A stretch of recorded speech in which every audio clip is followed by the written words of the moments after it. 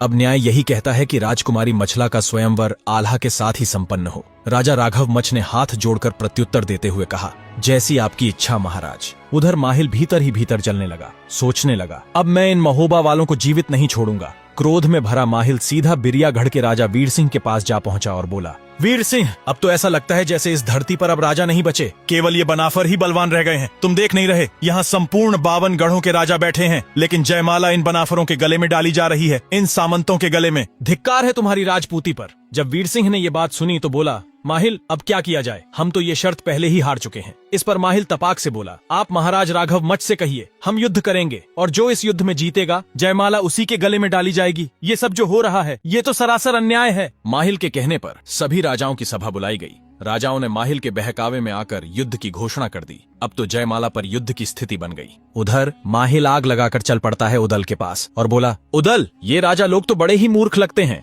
जब तुमने शर्त के अनुसार मगर को जल से बाहर निकाल दिया तो अब कह रहे हैं कि युद्ध होगा, जो युद्ध में जीतेगा उसी के गले में जयमाला डाली जाएगी। हम तो इन बनाफरों के गले में जयमाला नहीं डालने देंगे। ये सुनते ही उदल का क्रोध 7वें आसमान पर जा पहुंचा। उदल फौरन उस सभा मंडप में पहुंच गया जहां समस्त राजा युद्ध की चर्चा में लगे थे। उदल एक ही छलांग में मंच पर चढ़ गया और गर्जना करते हुए बोला, इस सभा मंडप में बैठे समस्त राजाओं और वीर योद्धाओं के समक्ष मैं उदल प्रतिज्ञा करके घोषणा करता हूँ, जिस मगर को मैंने अपने बाहुबल से मारकर इस राघव ताल से बाहर निकाल फेंका, अगर कोई नरेश, कोई रणभट योद्धा अपने को बलवान समझता है तो वह आगे आए और उस मरे हुए मगर को अपने कंधों पर उठाकर दिखा दे। अगर कोई ऐसा कर दे तो हम बिना कोई विरोध किए चुपचाप महोबा लौट जाएंगे। राजकुमारी मछला उसी के गले में जयमाला डाल दे, हमें कोई ऐतराज नहीं होगा। राजा लोगों ने जब उदल की यह बात सुनी तो वे प्रसन्न हो उठे। तभी राजा परमाल बोले, उदल, तूने यह क्या कर डाला? उदल ने प्रत्युत्तर देते हुए कहा, महाराज आप चिंता न करें, मैं जानता हूँ इस मगर में कितना वजन है। माँ शारदा भवानी के प्रताप से कोई भी इसे उठा नहीं सकता, आप बस इन्हें प्रयास करने दीजिए।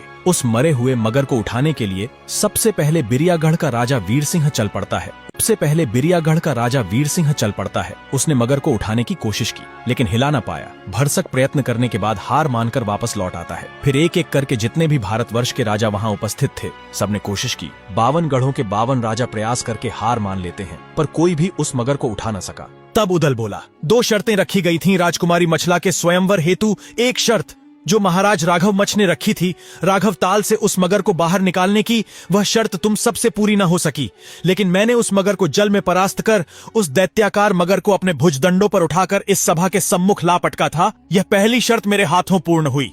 लेकिन जब राजाओं ने युद्ध करना चाहा तो हमने एक और अवसर दिया। राजकुमारी मछला से विवाह करने के लिए दूसरी शर्त रखी, इस मृत मगर को सिर्फ अपने कंधों पर उठाने की, पर यह शर्त भी तुमसे पूरी न हो सकी। लेकिन तुम्हारी शर्त थी युद्ध की। तो सुनो तुम सब दुष्टों, मैं इस सभा मंडप के मंच पर खड़ा होकर खुले शब्दों में घोषणा करता हूँ, यदि कोई भी महाराज युद्ध की अभिलाषा लिए हुए इस सभा मंडप में बैठा है तो वह एक एक कर मेरे सामने रणभूमि में उतर सकता है। और अगर तुम सब एक साथ आना चाहते हो तो मैं उसके लिए भी तैयार हूँ। यदि मेरे महाराज परमाल की आज्ञा हो तो मैं तुम सब हरामजादों के सिरों को उखाड़ उखाड़ कर इस राघव ताल को भर सकता हूँ। उदल की यह बात जब राजाओं ने सुनी तो सबकी गर्दनें झुक जाती हैं। किसी में इतनी भी हिम्मत नहीं बची थी कि वह उदल की आंखों में आंखें डालकर बात कर सके, और वे मन ही मन सोचने लगे, जिस उदल ने इस दैत्याकार मगर को राघव ताल से बाहर निकाल फेंका, अगर उससे युद्ध किया तो निश्चित ही हम सब मारे जाएंगे। जो समझदार राजा थे वे उठकर बोले, वास्तविकता यही है, इन वीरों ने शर्त जीत ली है और अब जयमाला पहनने का अधिकार भी इन्हीं का है। उदल ने वहीं सभा में अपनी नगिन तेग खींच ली और राजा राघव मच की ओर देखता हुआ बोला,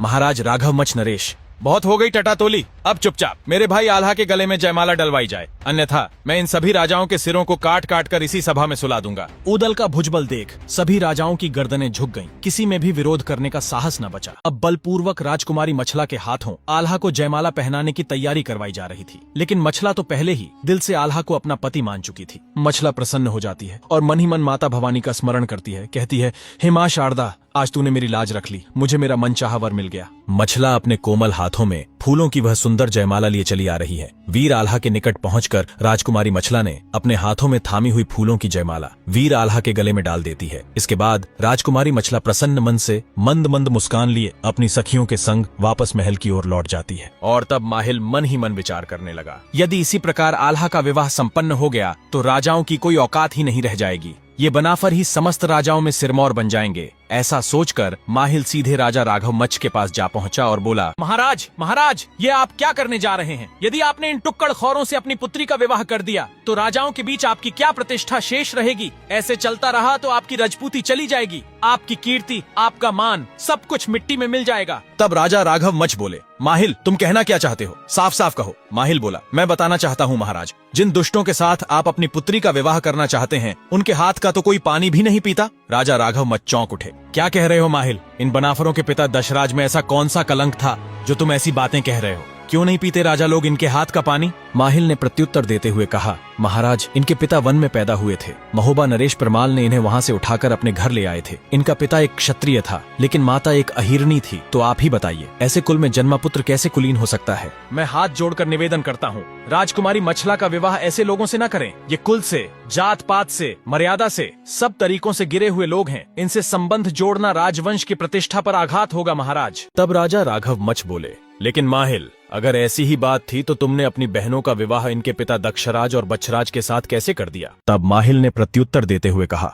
महाराज वो दोनों कन्याएं हमारे पिता ने बाजार से खरीदी थीं, अनाथ थीं। उन्हें मेरे पिता ने धर्म की पुत्री मानकर अपने घर रखा था और चूंकि राजा परमाल हमारे बहनोई हैं तो हमने अपनी उन गोद ली हुई बहनों का विवाह उनके सेनापति दक्षराज और बच्छराज के साथ कर दिया। हमने वही किया जो राजनीति और मर्यादा की दृष्टि से उचित था। यह सुनते ही राजा राघव मच का मस्तिष्क झंझना उठा। राघव मच ने गंभीर स्वर में कहा, माहिल यह बात तो मुझे अब तक पता ही नहीं थी, लेकिन अब मैं क्या करूं? राजकुमारी मछला तो आल्हा के गले में जयमाला डाल चुकी है। तब माहिल बोला, महाराज यदि आप सच में अपनी पुत्री का विवाह इन बनाफरों से नहीं करना चाहते तो मेरी बात अब ध्यान से सुनिए। इन बनाफरों से युद्ध करने की भूल कभी मत करिएगा। मैंने आल्हा के छोटे भाई उदल को बहुत करीब से युद्ध करते देखा है। उदल तो बड़ा ही दुष्ट और खूंखार है महाराज। वह लड़ता नहीं, वो तो कहर बनकर दुश्मनों पर टूट पड़ता है। अगर उदल बिछड़ गया तो यहाँ जितने भी राजा मौजूद हैं सबको मार मार के यहीं जमीन पर लंबा कर देगा। कोई नहीं बचेगा महाराज, कोई भी नहीं। यदि आपके मन में युद्ध का कोई विचार उठ रहा हो महाराज तो कृपया उसे वहीं शांत कर दीजिए,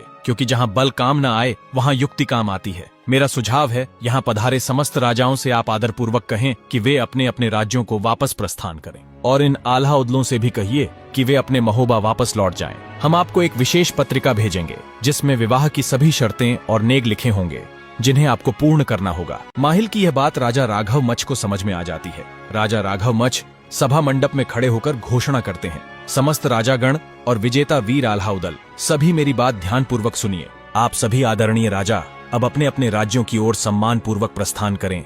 हमें पहले विवाह का शुभ मुहूर्त अपने ब्राह्मणों से पूछना होगा और फिर समस्त रीति रिवाजों के साथ विवाह की तैयारियां करनी होंगी। आल्हा अब जबकि तुम्हारे गले में जयमाला पड़ चुकी है, तुम अपने परिवार के साथ विधिपूर्वक बारात लेकर हमारे नैनागढ़ पधारना।